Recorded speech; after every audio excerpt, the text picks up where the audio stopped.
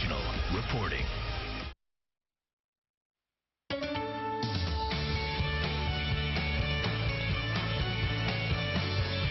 Good morning. It is Tuesday, October 30th, 2012. Welcome to CBS This Morning. Superstorm Sandy leaves a path of destruction. The death toll continues to rise. Billions in damages and millions remain without power. Officials say it could take weeks to recover from the mid-Atlantic to the Midwest, and it's not over yet. New Jersey Governor Christie is with us, and our John Miller is live in the NYPD's Emergency Command Center. But we begin this morning with a look at today's eye-opener, Your World in 90 Seconds. We knew that this was going to be a very dangerous storm, and the storm has met our expectations. New York City is under siege right now. The storm of the century. Sandy slams into the Northeast, leaving millions of people without power and at least 16 people dead. Damage estimates are in the billions up and down the East Coast. Water rushing into the Battery Tunnel as well as parts of Lower Manhattan. A massive fire has already destroyed dozens of homes in Queens. NYU Hospital forced to evacuate. I mean, everybody's rolling up their sleeves and pitching in. Atlantic City, the storm wiping out a huge section of the city's historic boardwalk. A giant crane snapped. That crane is still dangling over the streets of New York City. The entire facade of a building crashed into the street. Oh my gosh. We had set up offices inside a restaurant. A police officer came by and told us we had to get out of there. After that, the building collapsed into the sea. And Bob, first of all, thanks for that. You're welcome. Off the shore of North Carolina, the Coast Guard rescued 14 crew members from the HMS Bounty. One crew member is still missing. This one's swinging. The superstorm's not just bringing rain, dumping up to 3 feet of snow in 7 states. West Virginia bearing the brunt of it.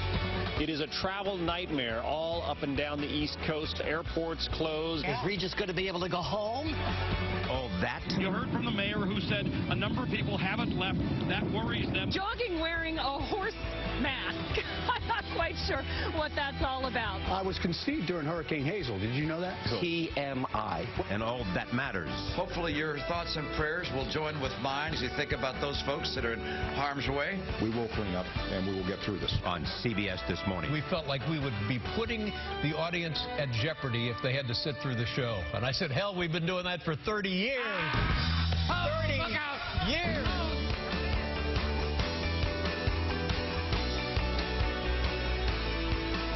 Welcome to CBS This Morning. As daylight arrives, much of the East Coast is waking up to see the full devastation of Superstorm Sandy. The massive storm is blamed for at least 16 deaths in the United States and Canada. At least 7.3 million utility customers have lost power in 16 states and Washington, D.C. It is estimated that Sandy has caused $10 to $20 billion in damage, making it one of the most expensive storms in American history. Financial markets are closed again today because of the storm, and here in New York City, the subway system could be closed for days because of historic flooding. Our correspondents are on the ground this morning across the East, covering the impact of Superstorm Sandy. We begin our coverage in hard-hit New York City, where President Obama has just declared a state of emergency.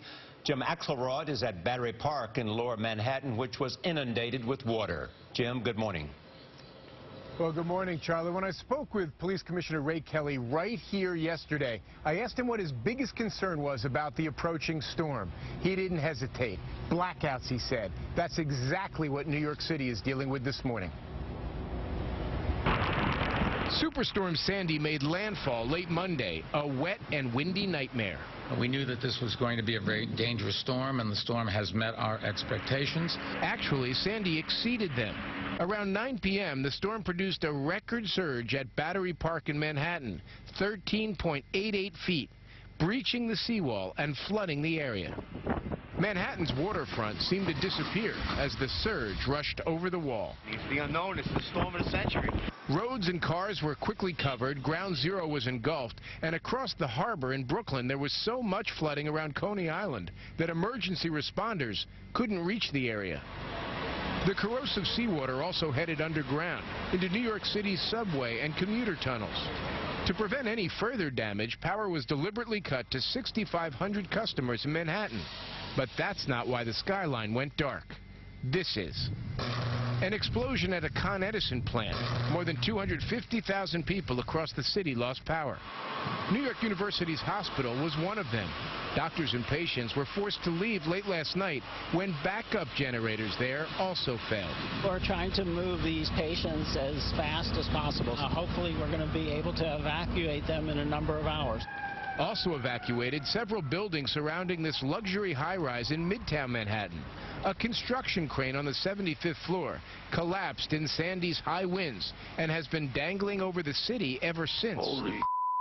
Engineers are still trying to inspect the damage and prevent any additional problems. We are seeing a large number of fires caused by down wires and electrical problems relating to outages. One of the biggest fires started late last night in Queens. According to the New York Fire Department, more than 50 homes have been destroyed. The latest numbers from Con Ed, the power company that serves the New York metropolitan area, are that 670,000 people are without power in New York City and Westchester County. A spokesman for Con Ed says this is the single largest storm-related outage in its history.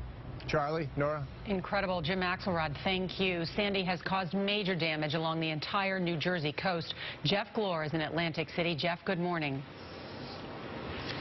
Nora, good morning to you. Sandy made landfall just 5 miles south of here in Atlantic City, and as you can see, half a day later, it is still not over yet. As Sandy whipped ashore with its multi-state strike, power was cut to more than 7 million, and floodwaters gushed into towns along the mid-Atlantic. We had waves as high as the light poles down on the boardwalk. The system center struck near Atlantic City, dropping just below hurricane status before landfall. But long before that, it tore apart sections of the famed boardwalk and flooded more than 80% of this city. Late last night, emergency responders rescued dozens of evacuees after water closed in on their shelter.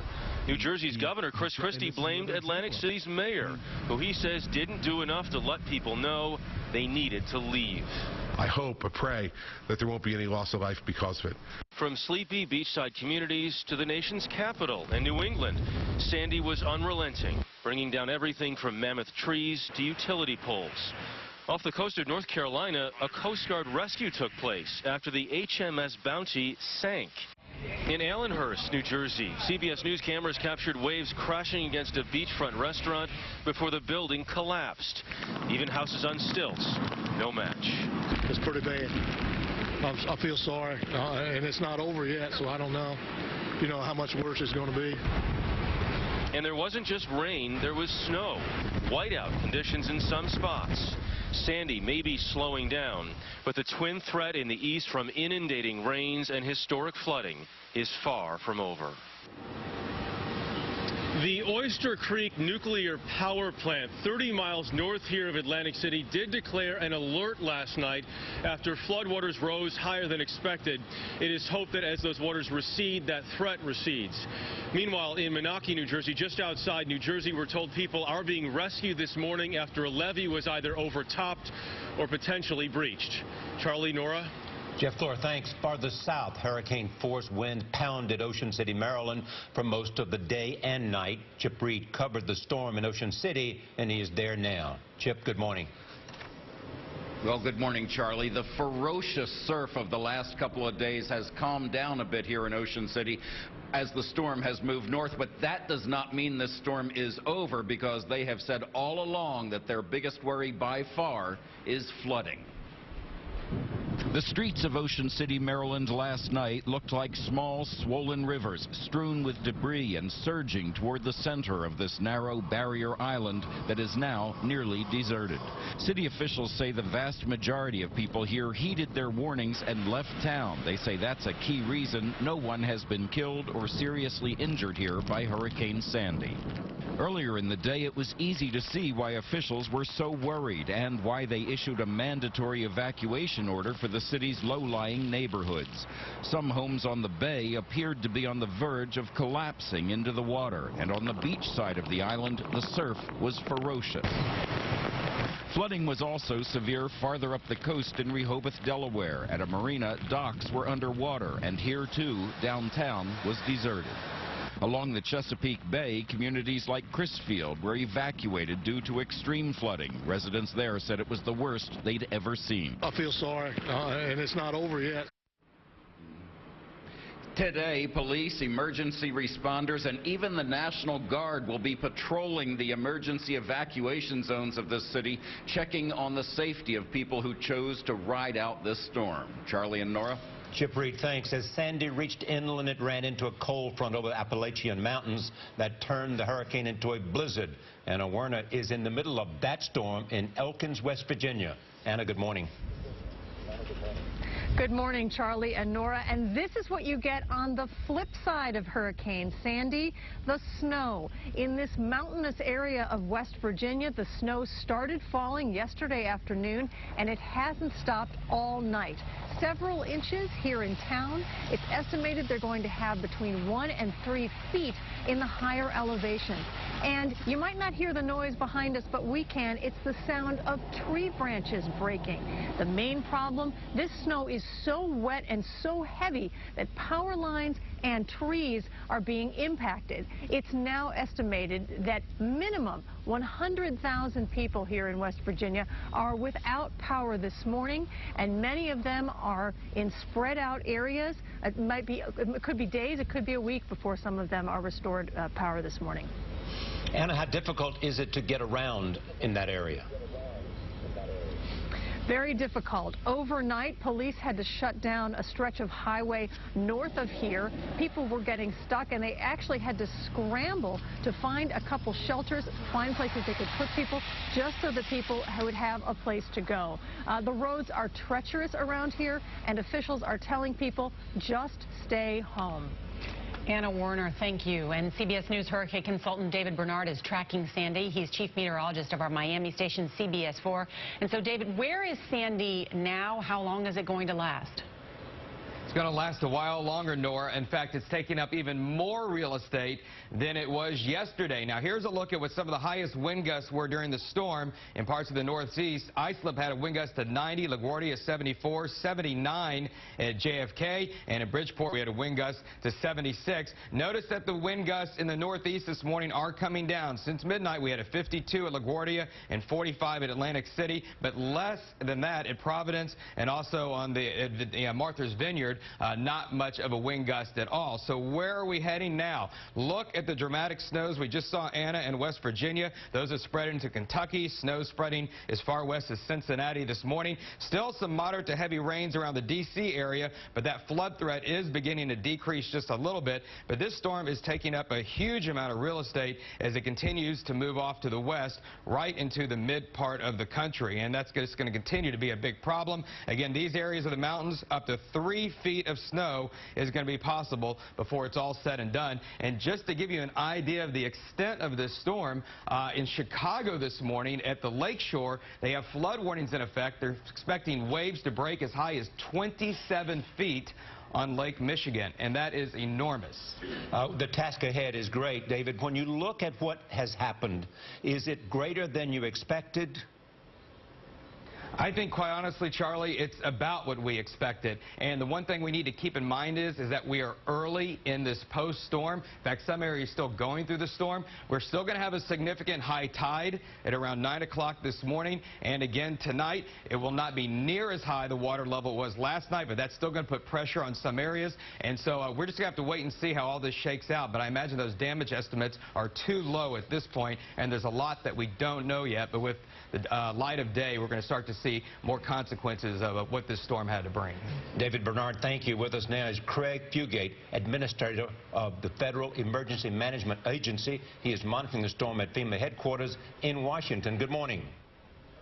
Good morning. What's the most important thing for us to know from your standpoint? One, if you are not in an area of immediate danger, stay inside, off the roads. We still have dangerous conditions. The other thing is, last night, President Obama, talking to the governors of New Jersey and New York, granted a major presidential disaster declaration in addition to previous assistance to ensure that all resources are being made available to those governors to respond. We are very much in a response situation. As you pointed out, this is not over. We are not talking about recovery. We're still talking about life safety operations.